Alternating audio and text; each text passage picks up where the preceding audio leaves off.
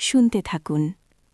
কখনো কখনো মানুষের জীবন বদলে যায় কোনো বড় অলৌকিক ঘটনার মাধ্যমে নয়, বরং বদলে যায় এমন এক শব্দের মাধ্যমে, যা ঠোঁট থেকে বের হয় কান্না অনুতাপে মিশে ভাঙা হৃদয়ের গভীরতা থেকে। গল্পটি আপনি শুনবেন তা কোনো রাজা বাদশার গল্প নয়, নয় কোনো ধনী মানুষের গল্প নয়।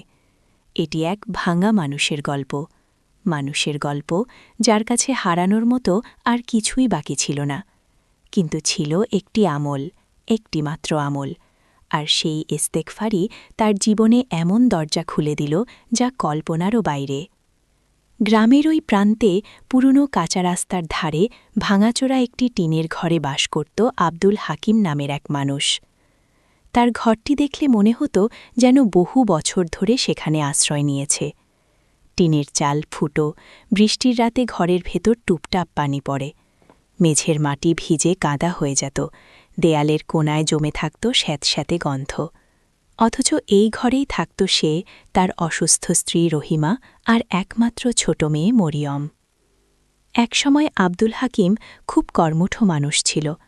মাঠে কাজ করত, নদ থেকে মাছ ধরত, অন্যের জমি দেখাশোনা করত। ঘাম ঝরত, কিন্তু মুখে থাকত হাসি। সে স্বপ্ন দেখত মেয়েকে মানুষ করবে, স্ত্রীর মুখে সুখের হাসি ফোটাবে, ছোট একটা পাকা ঘর বানাবে। কিন্তু মানুষের স্বপ্ন দেখে, আর তাকদীর কখনো কখনো নিঃশব্দে এসে সব কিছু ওলটপালট করে দেয়। এক বর্ষার দিনে জমিতে কাজ করতে গিয়ে হঠাৎ তার পা পিছলে পড়ে যায়, কোমরে গুরুতর আঘাত লাগে।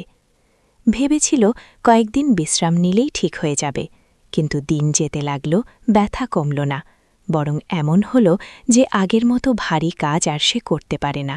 শরীর দুর্বল হয়ে পড়ল, কাজ বন্ধ হয়ে গেল, আয় বন্ধ হয়ে গেল।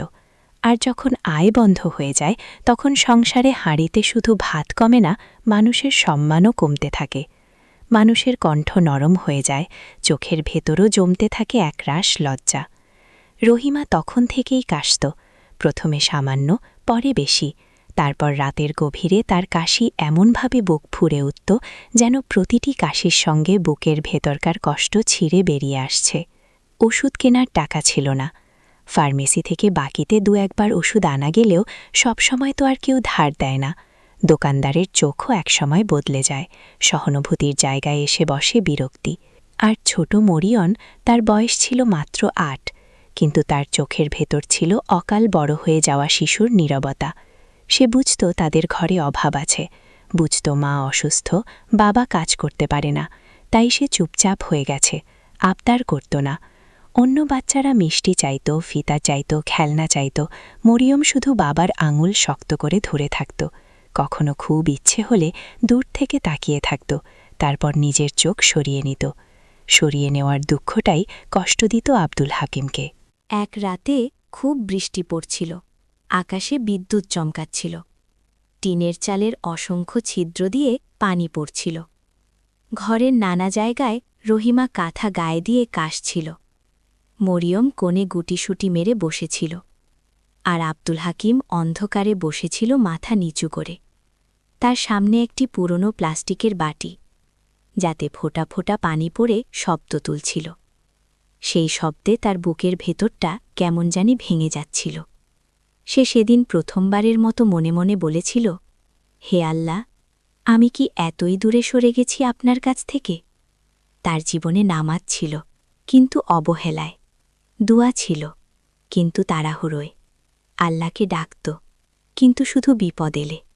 আর এখন যখন চারদিক থেকে অন্ধকার এসে তাকে ঘিরে ধরেছে, তখন সে বুঝতে পারছিল, মানুষ পৃথিবীর সবার কাছ থেকে মুখ লুকাতে পারে, রবের কাছ থেকে লুকাতে পারে না। সেই রাতেই মসজিদের ইমাম সাহেব এলেন। তাদের ঘরে বৃষ্টির মধ্যেও তিনি খোঁজ নিতে এসেছিলেন। ঘরে ঢুকে তিনি সব কিছু দেখলেন। চুপচাপ গভীর চোখে রহিমার কাশি শুনলেন, মরিয়মের শুকনো মুখ দেখলেন, আব্দুল হাকিমের নিচু চোখ দেখলেন। তারপর ধীরে ধীরে তার পাশে বসে বললেন, হাকিম, কষ্ট অনেক, তাই না? আব্দুল হাকিম শুধু মাথা নিচু করে বলল, হুজুর, মনে হয় আল্লাহ আমাকে ভুলে গেছেন। ইমাম সাহেবের চোখ নরম হয়ে গেল। তিনি বললেন, না, আল্লাহ কখনো বান্দাকে ভুলেন না, মানুষ আল্লাহকে ভুলে যায়। আল্লাহ তো ভুলেন না, বান্দাকে ভুলে যান না। এই কথাটা শুনে আব্দুল হাকিমের বুক কেঁপে উঠল, যেন বহুদিন পর কেউ তার ভেতরে জমে থাকা কান্নার দরজায় ধাক্কা দিল। ইমাম সাহেব তখন খুব ধরে খুব কোমল কণ্ঠে বললেন, একটা আমল আছে যা ভাঙা জীবনকে জোড়া লাগায়। একটা আমল আছে যেটা আসমানের দরজা খুলে দেয়। ইস্তেগফার। তুমি বেশি বেশি আস্তাগফিরুল্লাহ পড়ো, শুধু মুখে না, হৃদয়ে ভেবে পড়ো। নিজের ভুল, নিজের অবহেলা সবকিছু নিয়ে রবের কাছে ফিরে যাও। আব্দুল হাকিম বিস্ময়ের চোখে তাকাল, বলল, হুজুর এত সহজ? তিনি জবাব দিলেন, সহজ বলেই মানুষ গুরুত্ব দেয় না, অথচ এই সহজ আমলের ভেতর এমন রহমত আছে যা মানুষ কল্পনাও করে না। সেই রাতের পর কিছু একটা বদলে গেল আব্দুল হাকিমের, ভেতরে বাইরেও। ভেতরে আর মানুষের ভেতর বদল শুরু হলে সেটাই আসল শুরু। ভোরে আজানের আগেই সে জেগে উঠল। পরদিন পর সে ঘরে। পানি ছিল বরফের মতো ঠান্ডা, কিন্তু তার মনে হচ্ছিল এই ঠান্ডা পানি তার শরীর শুধু না, তার গুনাহ ধুয়ে দিচ্ছে।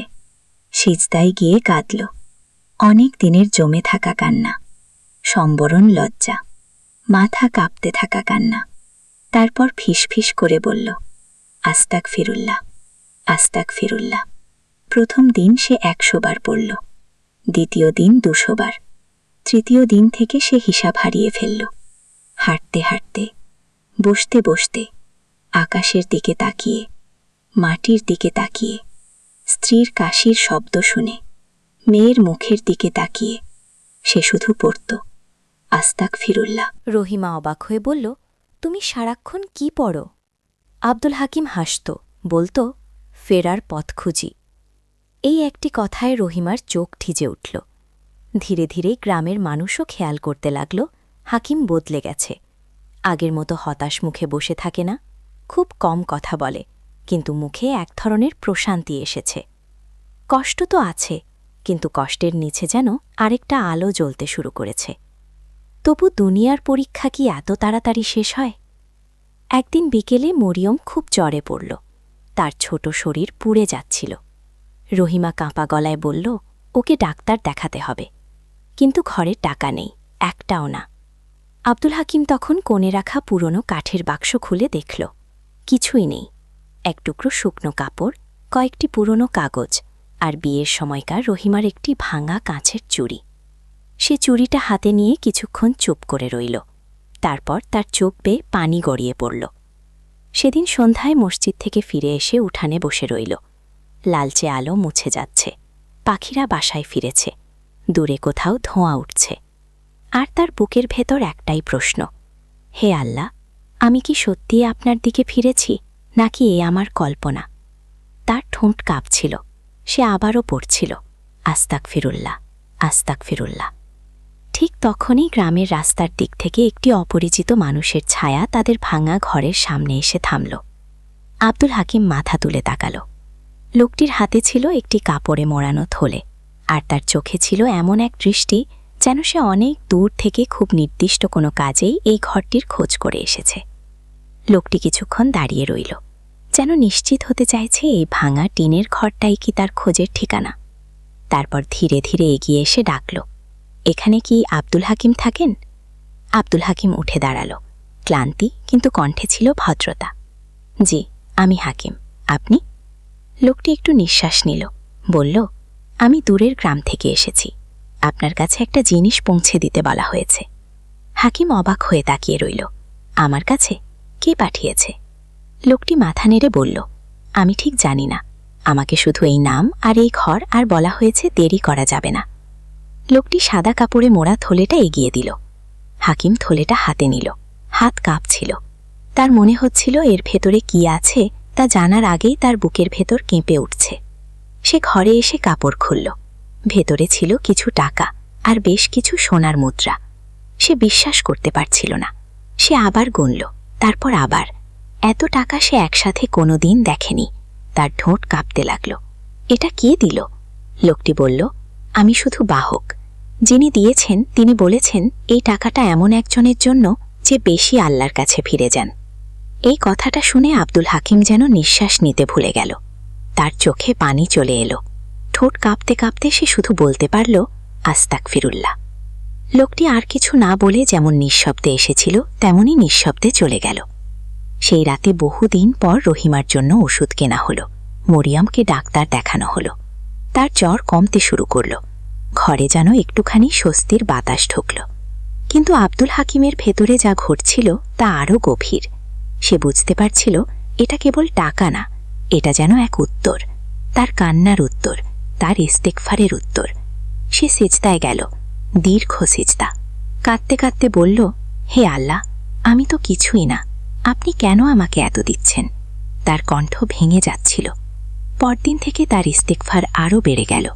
এখন সে শুধু অভ্যাসবশত না, কৃতজ্ঞতা থেকে ভয়ের মিশেলে পড়তে লাগল, আস্তাগফিরুল্লাহ, আস্তাগফিরুল্লাহ।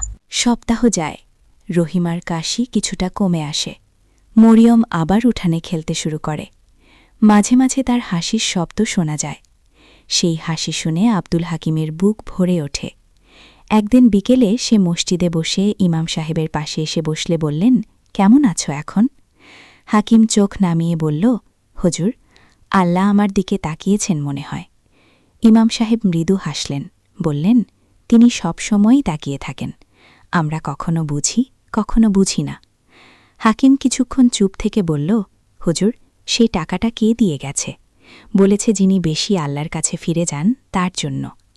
ইমাম সাহেব গভীরভাবে তাকালেন, তারপর বললেন, তুমি কি মনে করো? হাকিম ধরে বলল, আমি মনে করি আল্লাহ আমার কান্না শুনেছেন। এই কথাটা বলতেই তার চোখ আবার ভিজে উঠল। জীবন তো সবসময় সহজ পথে চলে না। একদিন সকালে রহিমার অবস্থা হঠাৎ খারাপ হয়ে গেল। তার শ্বাস নিতে কষ্ট হচ্ছিল, বুক থেকে অদ্ভুত শব্দ বের হচ্ছিল।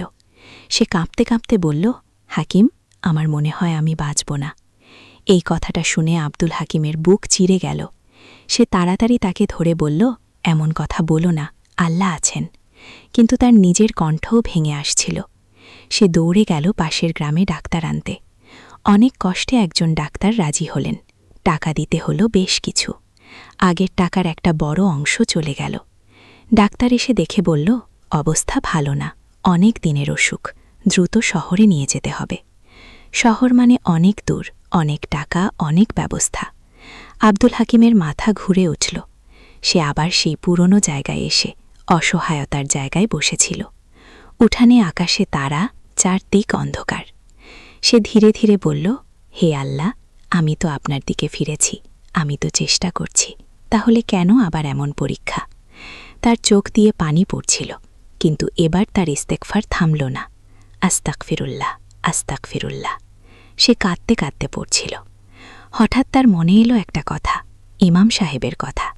সহজ আমলের ভেতর বড় রহমত লুকানো থাকে। সে গভীর শ্বাস নিল, তারপর আরও বেশি করে পড়তে লাগল। সারা রাত একটানা। ভোর হয়ে গেল, পাখির ডাক শোনা গেল। আকাশ একটু একটু করে আলো হতে লাগল। তাদের ঘরের সামনে আবার শব্দ হলো, কেউ ডাকছে, হাকিম ভাই। সে চমকে উঠে দাঁড়াল। বাইরে এসে দেখে কয়েকজন মানুষ দাঁড়িয়ে আছে। তাদের সঙ্গে সেই ধনী লোকটি, যাকে সে দূর থেকে চিনত। লোকটি এগিয়ে এসে বলল, আমি কি আব্দুল হাকিমের সঙ্গে কথা বলতে পারি? সে মাথা নেড়ে বলল, জি। লোকটি বলল, আমি শুনেছি তোমার স্ত্রীর অবস্থা খারাপ, তাকে শহরে নিতে হবে। হাকিম বিস্ময়ে তাকিয়ে রইল। আপনি জানলেন কিভাবে? লোকটি একটু হাসল, বলল, কেউ একজন আমাকে বলেছে। এই গ্রামে এমন একজন মানুষ আছে যে সবসময় আল্লাহর কাছে ফিরে যায়, আর তার ঘরে এখন কষ্ট আছে, তাকে সাহায্য করো। হাকিমের বুক কেঁপে উঠল। লোকটি আবার বলল, চলো, সময় নষ্ট করা যাবে না, গাড়ি প্রস্তুত আছে। এই কথা শুনে আব্দুল হাকিম কিছু বলতে পারল না। তার চোখে পানি ভরে গেল। ফিসফিস করে বলল, আস্তাগফিরুল্লাহ, আস্তাগফিরুল্লাহ। সেই দিনই রহিমাকে শহরের হাসপাতালে নিয়ে যাওয়া হলো। চিকিৎসা শুরু হলো। দিন যায়। হাসপাতালের করিডরে বসে আব্দুল হাকিম শুধু একটাই কাজ করত, চোখ বন্ধ করে, মাথা নিচু করে পড়ত, আস্তাগফিরুল্লাহ। তার চারপাশে কত মানুষ আসত যেত, ডাক্তারদের ব্যস্ততা, রোগীদের কান্না, মেশিনের শব্দ, সবকিছুর মাঝেও সে যেন নিজের একটা আলাদা জগতে ছিল। একদিন রাতে ডাক্তার এসে বলল, অবস্থা এখন স্থিতিশীল, আশা করি ভালো হয়ে যাবে। এই কথা শুনে আব্দুল হাকিম মাথা নিচু করে কাঁদতে লাগল। তার কান্না ছিল নীরব কিন্তু গভীর। সে মনে মনে বলল, হে আল্লাহ, আমি তো কিছুই না, তবু আপনি বারবার আমাকে তুলে নিচ্ছেন। তার ইস্তেগফার এখন শুধু অভ্যাস না, এটা তার নিঃশ্বাস হয়ে গেছে। কিন্তু তার মনে একটা প্রশ্ন বারবার ঘুরছিল, কে সেই মানুষ যে তাকে সাহায্য করছে? কেন সবাই একই কথা বলেছে যে আল্লাহর কাছে ফিরে যায়? এটা কি কাকতালীয়, নাকি এর পেছনে এমন কিছু আছে যা সে এখনো বুঝতে পারেনি? আর সেই প্রশ্নের উত্তর সে পেতে চলেছে, যা তার জীবনের বাকি সব কিছুকে বদলে দেবে। হাসপাতালে সেই রাতটা ছিল অদ্ভুত নীরব। জানালার বাইরে শহরের আলো ঝলমল করছিল, কিন্তু করিডরের ভেতর ছিল এক ধরনের ভারী নিস্তব্ধতা। আব্দুল হাকিম চেয়ারে বসেছিল মাথা নিচু করে। তার ঠোঁট ধীরে ধীরে নড়ছিল, আস্তাগফিরুল্লাহ, আস্তাগফিরুল্লাহ। হঠাৎ তার মনে হলো, এই শব্দটাই যেন এখন তার একমাত্র আশ্রয়। পৃথিবীর সব দরজা বন্ধ হলেও এই একটি শব্দ তাকে নিয়ে যাচ্ছে এমন এক দরজার সামনে, যেটা কখনো বন্ধ হয় না। সেই রাতেই সে ঘুমিয়ে পড়েছিল। স্বপ্নে দেখল সে এক বিশাল অন্ধকার মাঠে দাঁড়িয়ে আছে। চারদিকে কিছুই নেই। হঠাৎ দূরে একটি আলো জ্বলল। সেই আলো ধীরে ধীরে তার দিকে এগিয়ে আসতে লাগল। যতই আলো কাছে আসছিল, তার বুকের ভেতর ততই কাঁপন ধরছিল। তারপর সে শুনতে পেল একটি কণ্ঠ, নরম কিন্তু গভীর, তুমি ফিরেছ, তাই দরজা খুলে গেছে। হঠাৎ ঘুম ভেঙে গেল। তার বুক ধড়ফড় করছিল, চোখে ভেজা। সে চারদিকে তাকালো। সব আগের মতোই, কিন্তু তার ভেতরটা আর আগের মতো নেই। সকালে ডাক্তার এসে বলল, আলহামদুলিল্লাহ, রোগীর অবস্থা অনেকটাই ভালো, কয়েকদিনের মধ্যে বাসায় নিয়ে যেতে পারবেন। এই কথাটা শুনে আব্দুল হাকিমের চোখ আবার ভিজে উঠল। সে সেজদায় পড়ে গেল। হাসপাতালের সেই মেঝেতে, মানুষের যাতায়াতের মাঝখানে, কোনো লজ্জা না রেখে সে কাঁদতে কাঁদতে বলল, হে আল্লাহ, আপনি আমাকে ফিরিয়ে দিলেন, আপনি আমার ঘর ভেঙে পড়তে দিলেন না। রহিমা ধীরে ধীরে সুস্থ হয়ে উঠল। মরিয়ম আবার হাসতে শুরু করল। তারা গ্রামে ফিরে এলো, কিন্তু গ্রামে ফিরে এসে আব্দুল হাকিম বুঝল, তার জীবন আর আগের জায়গায় নেই। তার চোখের দৃষ্টি বদলে গেছে। সে এখন সবকিছু অন্যভাবে দেখে। অভাব দেখত, এখন সেখানে রবের রহমত দেখতে শুরু করেছে। আগে যেখানে অন্ধকার দেখত, এখন সেখানে আলো খুঁজে পায়। কিন্তু হালকা কিছু কাজ শুরু করল। মানুষের ছোটখাটো কাজে সাহায্য করা, বাচ্চাদের কোরআন শেখানো, মসজিদ পরিষ্কার করা। কেউ টাকা দিত, কেউ দিত না, কিন্তু সে আর হিসাব রাখত না। তার হিসাব এখন অন্য জায়গায়। তার ঠোঁট এখনও নড়ে, আস্তাগফিরুল্লাহ, আস্তাগফিরুল্লাহ। একদিন বিকেলে সে মসজিদের বারান্দায় বসেছিল। সূর্যের আলো মাটিতে লম্বা ছায়া ফেলেছিল। ইমাম সাহেব এসে পাশে বসলেন, বললেন, হাকিম, তোমার মুখে এক ধরনের নূর এসেছে। হাকিম মাথা নিচু করে হাসল, হুজুর, এটা আমার কিছু না, এটা আল্লাহর রহমত। ইমাম সাহেব বললেন, তুমি জানো কেন তোমার জীবনে এত কিছু বদলে গেল? হাকিম কিছুক্ষণ চুপ থেকে বলল, হয়তো দেরিতে হলেও ফিরে এসেছি। ইমাম সাহেব মৃদু নেড়ে বললেন, ঠিক তাই। মানুষ যখন সত্যিকারের অনুতাপে ফিরে আসে, তখন আকাশের দরজা খুলে যায়। শুধু দুনিয়ার রিজিক না, হৃদয়ের শান্তিও আসে। এই কথাগুলো শুনে আব্দুল হাকিমের চোখ আবার ভিজে উঠল। সেদিন থেকে সে আরও বেশি করে আল্লাহর কাছে ফিরে গেল। ফিরে যাও, যত দেরি হোক ফিরে যাও। কিন্তু সবাই না, অনেকে হাসত, বলত, শুধু আস্তাগফিরুল্লাহ পড়লেই কি সব ঠিক হয়ে যায়? অবিশ্বাসের চোখে তাকাত। আব্দুল হাকিম শুধু মৃদু হেসে বলত, আমি নিজের জীবনে দেখেছি। তার কোনো তর্ক ছিল না, ছিল শুধু সত্যের ভার। দিন যেতে লাগল।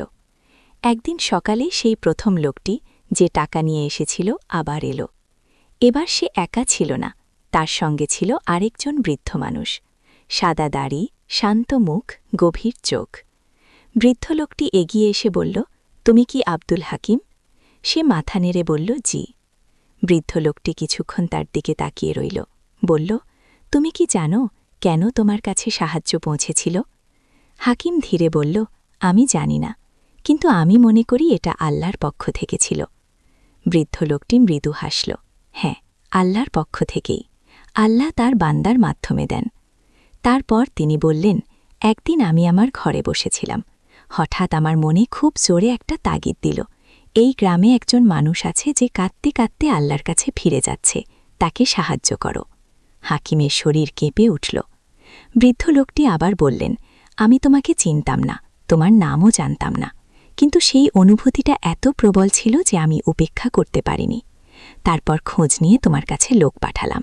তারপর আবার খবর পেলাম তোমার স্ত্রী অসুস্থ, তখন আমি নিজেই এলাম। এই কথা শুনে আব্দুল হাকিম আর নিজেকে ধরে রাখতে পারল না। তার চোখ দিয়ে অঝরে পানি পড়তে লাগল। সে কাপা গলায় বলল, তাহলে আমার সেই রাতের কান্না? বৃদ্ধ লোকটি তার কাঁধে হাত রেখে বললেন, কোনো কান্না বৃথা যায় না হাকিম, সেই কান্না যেটা রবের কাছে পৌঁছায়। এই কথাটা শুনে তার বুক ভেঙে গেল। সে মাটিতে বসে পড়ল, মাথা নিচু করে কাঁদতে লাগল। তার কণ্ঠ কাঁপছিল, আস্তাক ফিরুল্লাহ, আস্তাক ফিরুল্লাহ। চারপাশে যারা ছিল তারা চুপ করে দাঁড়িয়ে রইল। সেই দিনটা ছিল মোড় ঘোরানোর দিন।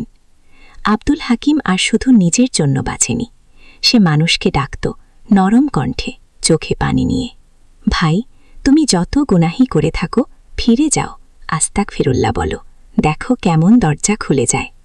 অনেকেই তার কথা শুনে বদলে যেত, কারো চোখে পানি আসত, কারোর হৃদয় নরম হয়ে যেত। আর আব্দুল হাকিম, সে প্রতিদিন রাতে উঠানে বসে আকাশের দিকে তাকিয়ে থাকত। তার চোখে পানি থাকত, তার ঠোঁটে থাকত সেই একই শব্দ, আস্তাক ফিরুল্লাহ। তার কণ্ঠ ভেঙে যেত, আপনি আমাকে এত ভালোবাসেন, অথচ আমি আপনাকে কতবার ভুলে গেছি। তার চোখ দিয়ে পানি পড়ত থেমে থেমে, আপনি আমাকে বারবার ডেকেছেন, আর আমি দেরি করেছি। তার কণ্ঠ আরও নরম হয়ে যেত, যারা শুনছ, তোমরা দেরি করো না, আজই ফিরে যাও, কারণ কখন দরজা বন্ধ হয়ে যাবে আমরা কেউ জানি না। তার চোখে তখন শুধু পানি না, একটা ভয়, একটা ভালোবাসা, একটা অনুতাপ, সবকিছু মিলে যেত। একটা শব্দ, শুধু একটা শব্দ, আস্তাক ফিরুল্লাহ। এই শব্দই একটা ভাঙা জীবনকে নতুন করে গড়ে দিতে পারে।